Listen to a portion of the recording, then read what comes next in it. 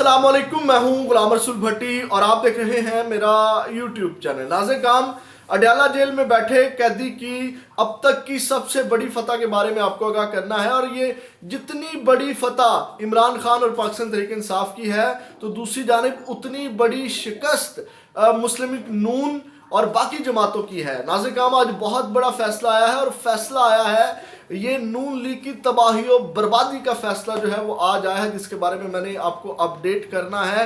और दूसरी जानिब बहुत बड़ा इस्तीफ़ा सुप्रीम कोर्ट से आया है। ये इस्तीफ़ा किस लिए आया है और किसका आया है, क्यों आया है, और इस इस्तीफ़े के अंदर भी पाकिस्तान मुस्लिम लीग नून की बहुत बड़ी शिकस्त है। ये भी डिटेल मैंने आपके सामने रखनी है, लेकिन तफसीलात में जाने से पहले हमेशा की तरह आपसे दरख्वास्त, चैनल को सब्सक्राइब कर दीजिएगा, बेल के आइकन को प्रेस कर दीजिएगा ताकि हर वीडियो का नोटिफिकेशन आपको मिल सके, और वीडियो को लाइक जरूर कर दीजिएगा। छोटा चैनल है, इसको रिपोर्ट किया जाता है, आपके लाइक्स और कमेंट्स जो है वो उस असर को जाहिर कर देते हैं। तो ये बहुत बड़ी मदद है आपकी जानिब से इस नाचीज की, और आपकी जो सब्सक्रिप्शन है ये भी कह लें कि हमें इनेबल करती है मजीद अच्छा काम करने के लिए। तो नाज़िर तफसीलात की तरफ चलते हैं। बहुत बड़ा फैसला पेशावर हाई कोर्ट से आया है आज। मैंने पहले व्लॉग में आपको जो है वो ये तफसीलात बताई कि किस तरह जो है वो सुप्रीम कोर्ट से दरख्वास्त वापस ली गई, और वो सुप्रीम कोर्ट से दरख्वास्त वापस भी इसी बुनियाद के ऊपर ली गई थी कि पेशावर हाई कोर्ट से बल्ले का निशान मिलने के चांसेस 100% जो है वो अय्या हो चुके थे। तो 100% चांसेस नाज़िर अय्या हो चुके थे, और बिल आखिर जो है वो बहुत बड़ी फतह हुई है। और जो पेशावर हाई कोर्ट से बल्ले के निशान के ऊपर फैसला आया है वो नाज़िर तहरीक इंसाफ के हक में आया है। और बल्ले का निशान, इंतखाबी निशान, किस बुनियाद के ऊपर पाकिस्तान तहरीक इंसाफ को मिला है वो मैं आपके सामने रख देता हूँ। और ये अभी इसके ऊपर बात करते हैं कि मुस्लिम लीग नून की किस तरह बहुत बड़ी तबाही और बर्बादी का फैसला आया है। नाज़िर पेशावर हाई कोर्ट ने जो इंट्रा पार्टी इंतखाबात है, इसमें 2 रुकनी जो बेंच है उसने समाअत की, जिसमें जस्टिस एजाज अनवर और जस्टिस सैयद अरशद अली जो शामिल हैं, उन्होंने पीटीआई की दरख्वास्त पर समाअत की। और दौरान समाअत नाज़िर काजी जवाद एडवोकेट ने दलाइल देते हुए कहा कि मेरे मुवक्किल ने पीटीआई के मरकजी दफ्तर से मालूमात लेना चाहिए जो उनको नहीं मिली। मीडिया से पता चला कि पीटीआई इंट्रा पार्टी इंतखाबात हुए, हमने दरख्वास्त की इंतखाबात कलअदम करार दिए जाएं। मेरे मुवक्किल इंतखाबात में हिस्सा लेना चाहते थे मगर उन्हें मौका नहीं दिया गया। तो इस पर नाज़िर जस्टिस एजाज अनवर ने सवाल किया कि आपने ये नहीं कहा कि इंट्रा पार्टी इलेक्शन दोबारा करवाए जाएं। तो इलेक्शन कमीशन ने इंट्रा पार्टी इंतखाबात कलअदम करार दिए, तो आपको चाहिए था कि दोबारा इंतखाबात का मुतालबा करते। आप अगर पार्टी से थे तो पार्टी निशान वापस लेने पर आपको एतराज़ करना चाहिए था, आपने नहीं किया। उन्होंने कहा, वकील काजी जवाद ने कहा कि हमें तो इंतखाबात में मौका नहीं दिया गया, इसलिए उनके खिलाफ इलेक्शन कमीशन गए। तो उसके बाद नाज़िर जस्टिस एजाज अनवर ने कहा कि पेशावर हाई कोर्ट पेशावर में पीटीआई के इंट्रा पार्टी इंतखाबात हुए जो इलेक्शन कमीशन ने कलअदम करार दिए। पेशावर हाई कोर्ट को पटिशन सुनने का इख्तियार कैसे नहीं है। तो काजी जवाद एडवोकेट ने कहा कि दायरा इख्तियार का सवाल इंतहाई अहम है। अदालतों के मुख्तलिफ फैसलों में हाई कोर्ट के दायरा इख्तियार का तयन हुआ। पीटीआई तो लाहौर हाई कोर्ट में भी गई, वहाँ उनकी दरख्वास्त खारिज हुई। तो जस्टिस एजाज अनवर ने कहा, लाहौर हाई कोर्ट ने लिखा कि पेशावर हाई कोर्ट और सुप्रीम कोर्ट में ये केस ज़ेरे समाअत है, पेशावर हाई कोर्ट को फैसला करने दे। जस्टिस अरशद ने सवाल किया कि एक मरतबा शेड्यूल जारी हो फिर कैसे इंतखाबी निशान का फैसला हो सकता है, क्या सियासी जमात बगैर इंतखाबी निशान के इलेक्शन लड़ सकती है। उन्होंने कहा जब ये फैसला हो गया इलेक्शन का तो उसके बाद किस तरह ये निशानात वापस लिए जा सकते हैं। तो नाज़िर जस्टिस एजाज अनवर ने रिमार्क्स दिए कि फिर वो बुलबुला भी फट गया जहाँ पर कभी कोई तो कभी कोई लाडला बन जाता है। आप सियासी बातें ना करें, कानूनी नुक्ते पर आ जाएं। आप भी ये कह रहे हैं कि इंट्रा पार्टी इलेक्शन ठीक नहीं हुए, उनसे निशान वापस लेना ठीक है। तो नाज़िर जिस पर वकील ने कहा जो पार्टी कानून के मुताबिक इंट्रा पार्टी इलेक्शन नहीं करा सकती तो उसको क्यों सपोर्ट करूं। इंतखाबी निशान बदलते रहते हैं, हर इलेक्शन के लिए नया निशान भी दिया जा सकता है। बाद केस में जो फरीक चारसदा के जहांगीर के वकील नवीद अख्तर ने अपने दलाल में कहा कि मेरा मुवक्किल ज़िले सदर रह चुका है। एक बयान पर जहांगीर को पार्टी से फारिग कर दिया गया। आइन के मुताबिक अहदेदारों को मुंतखब नहीं किया गया, जो लाजमी है अहदेदारों की अपडेटेड फहरिस्त इलेक्शन कमीशन को देनी होती है।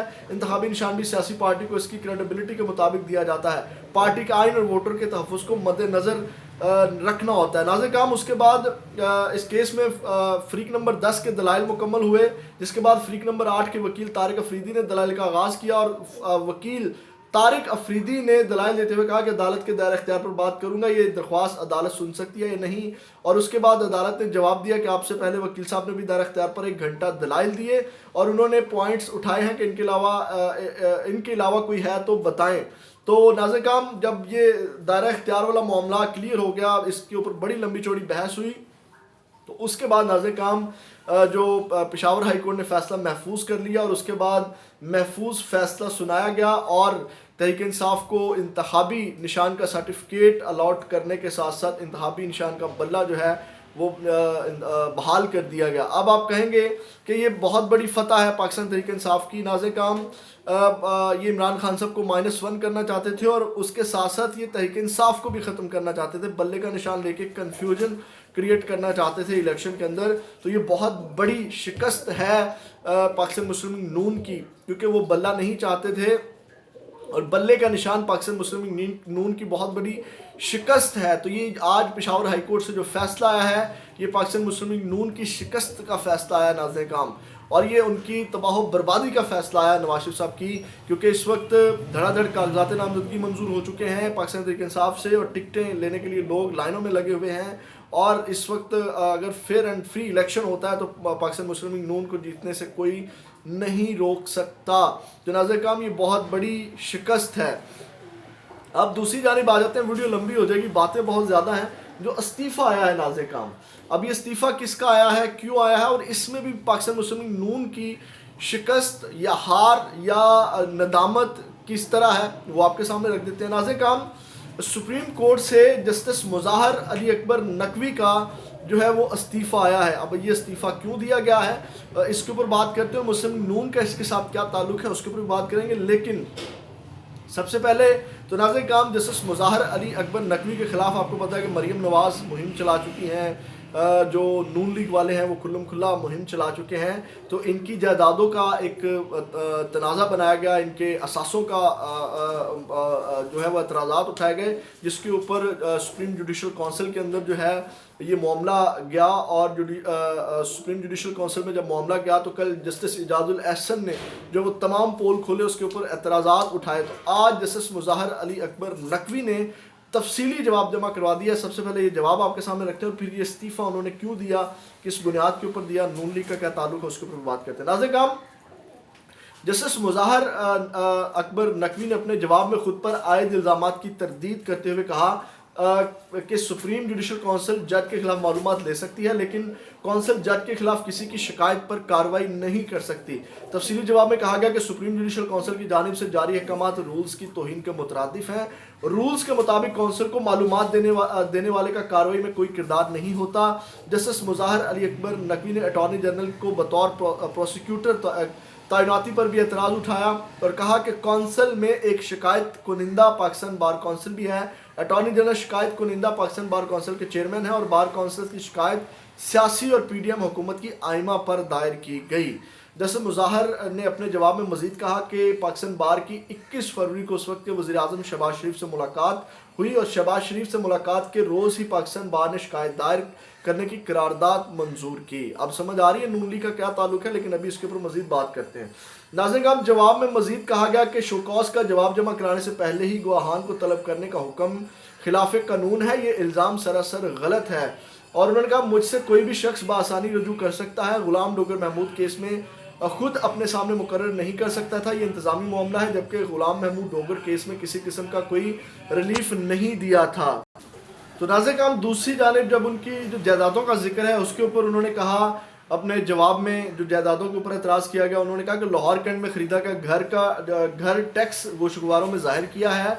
एसटी जॉन्स पार्क वाले घर की कीमत का तखमीना डीसी रेट के मुताबिक लगाया गया था। गुजरावाला में ख़रीदा गया प्लॉट जज बनने से पहले का और असासों में ज़ाहिर है। और उन्होंने कहा कि इख्तियारात का कोई नाजायज़ इस्तेमाल नहीं किया, ना ही मिसकंडक्ट का मुर्तकिब हुआ हूँ।